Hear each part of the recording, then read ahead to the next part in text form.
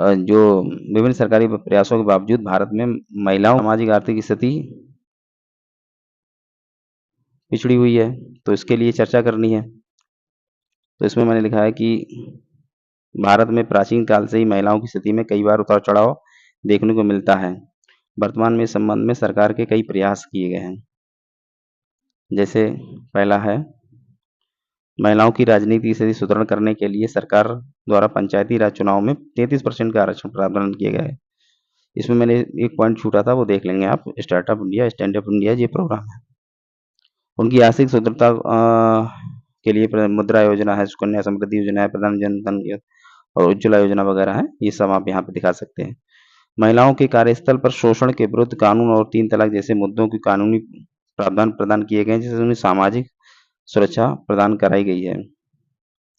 Online शिकायत प्रणाली है उनकी,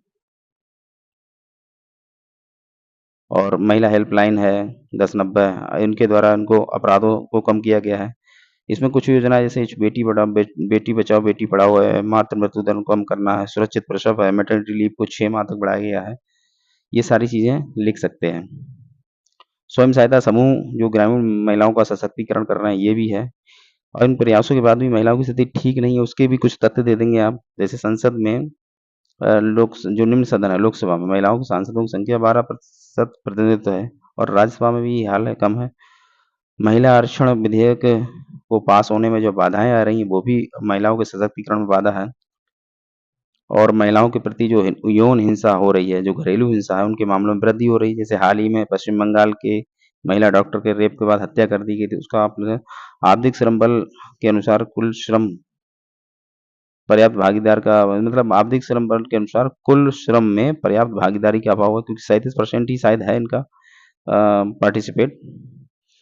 मातृ मृत्यु दर जो आप लिख सकते हैं, मातृ मृत्यु दर जो है श्रीलंका और नेपाल जैसे देशों से भी हमारे यहाँ अधिक है। तो ये सब चीजें लिख के कुछ समाधान लिख देंगे आप कि महिला आरक्षण विधेयक को पास किया जाए, राष्ट्रीय महिला आयोग को निष्पक्ष एवं स्वतंत्र रूप से कार्य करने में सक्षम बनाया जाए, है ना। और इसके बाद लिख देंगे आप, महिला अधिकारों का संरक्षण किया जाए, महिला शिक्षा रोजगार आदि पर जागरूकता कार्यक्रम का संचालन किया जाए।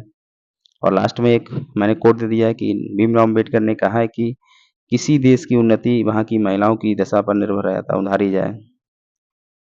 तो इस तरह से आप लिख सकते हैं।